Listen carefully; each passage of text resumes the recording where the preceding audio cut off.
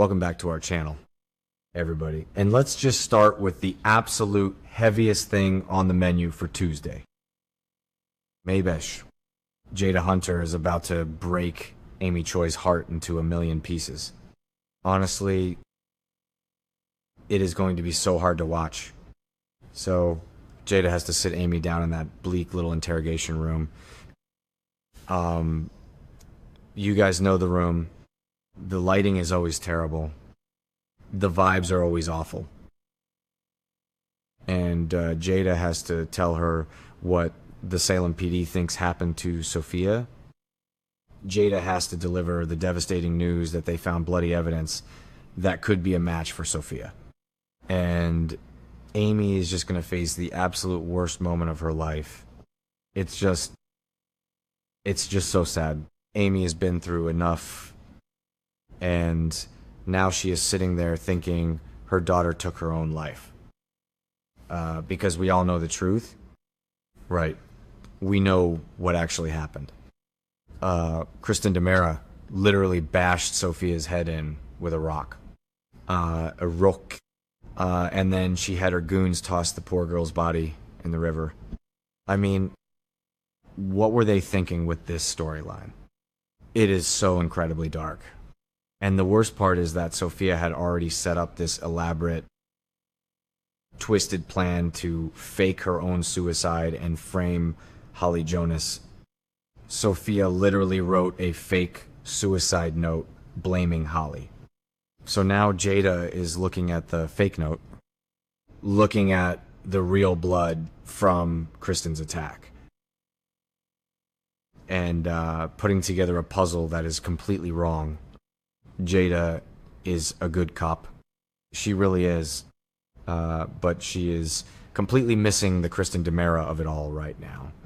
Maybe I'm being too harsh on the Salem PD. They don't have all the facts. But still, Amy is the one paying the price for Kristen's insane cover-up. But then we have the teenagers. Oh my god. The teenagers. Holly, Tate, and Ari get the news about Sophia's fate. And what do? They make it about themselves. Of course they do. Because teenagers in Salem are literally the most self-centered people on the planet. They are horrified. Yes. But they are mostly horrified by what Sophia's supposed suicide says about them. They instantly try to justify how they treated Sophia. They are sitting around trying to convince themselves that she was asking for it. That she brought the bullying on herself. It is wild. Holly is spiraling into this incredibly dark depression because she actually wished Sophia dead. And because Sophia's fake suicide note explicitly blames Holly, Holly is carrying this crushing, suffocating guilt. She genuinely believes she caused her former best friend to end her life. And Tate is just standing there trying to encourage Holly, completely oblivious to the massive trap Sophia set for them before Kristen literally derailed the entire thing. And Ari is just trying to process it all while dealing with her own messy life and getting rejected by Liam. It's a mess. The whole teen scene is just a toxic disaster right now. Okay, that sounded dramatic, but you get what I mean. It is hard to watch them try to justify their actions when a girl is supposedly dead. And then there's Alex Kiriakis. Let's be real for a second. Who actually believes this is going to end well. Nobody, literally nobody. Alex has just gotten the official DNA confirmation that he is baby Kelsey's father. So what does he do? He pushes for a future that leaves his current wife questioning everything. Alex sits down with Joy Wesley and begs her to stay in Salem. He doesn't want Joy and Kelsey going back to New York City. He wants them right here in town so they can co-parent. He suggests they just stay, and he is so excited about it. Because Alex has this deep, deep trauma. Remember Angelica Devereaux? His biological mother who just abandoned him and left him for Justin and Adrian to raise. Alex has never gotten over that. He is terrified of repeating his mother's mistakes. So his obsession with being a father to Kelsey is completely blinding him to reality. He is so fiercely protective of this baby that he cannot see what is right in front of him. Joy is just sitting there, probably smirking on the inside. She happily agrees to stay, but we know Joy, she is her parents' daughter. Okay, Craig and Nancy Wesley did not raise a fool. Joy is calculating. She is manipulative.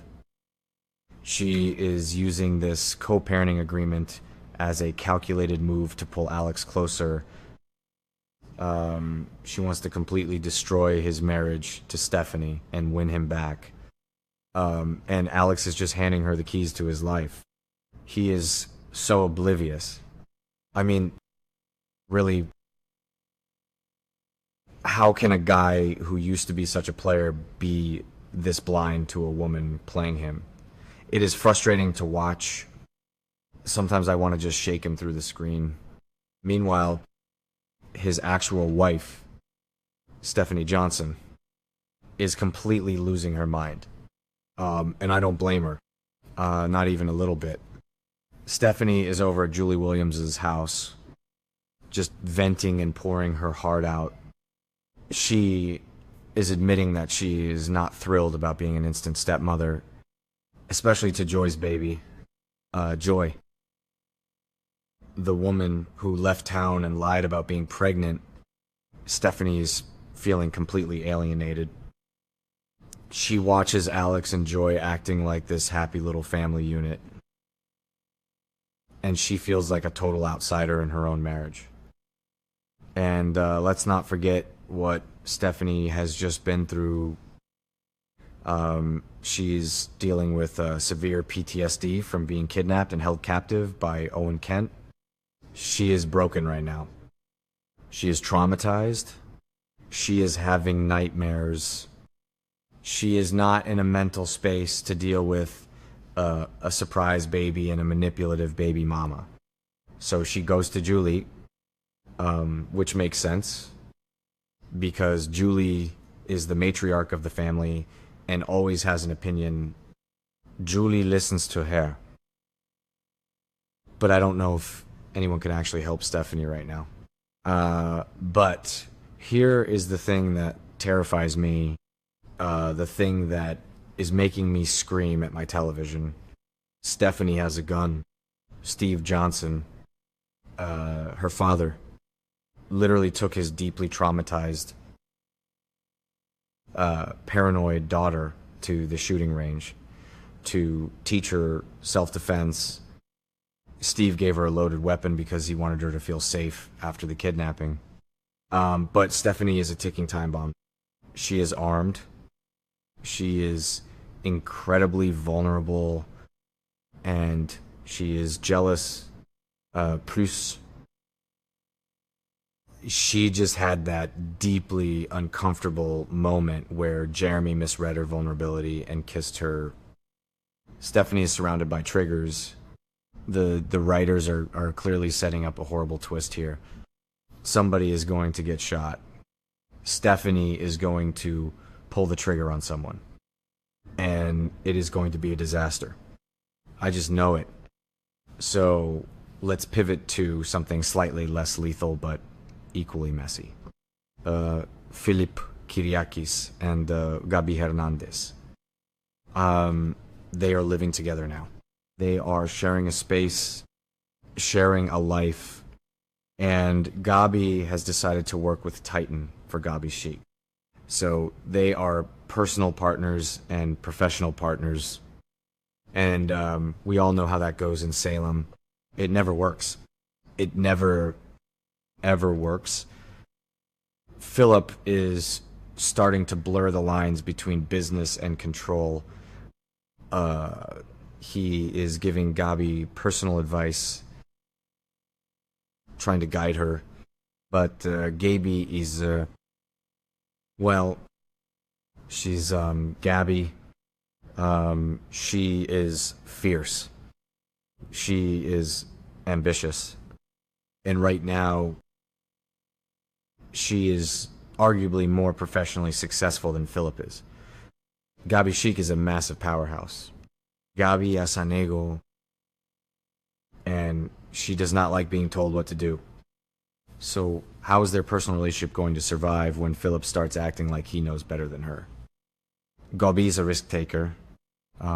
She just officially said yes to Philip's major proposal. We don't even fully know if it's a marriage proposal or a massive business merger, but she said yes. And she is completely ignoring the massive red flags around her. Like Theo Carver, Theo is lurking in the background, holding on to Gabi's dark corporate secrets, completely obsessed with her. If Theo could blow up Gabi and Philip's entire world with one sentence. But Gabi is just blindly charging forward, threatening Liam to stay away from Ariana, running her business, and acting like she is invincible. When you zoom out and look at this bigger pattern for May sweeps, it is just chaos. Absolute, unadulterated chaos. The writers are pushing every single character to their absolute breaking point. Kristen is literally hallucinating a bloody Sophia in the DiMera mansion because her guilt and paranoia are cracking her mind. EJ is cornering Kristen, suspecting her of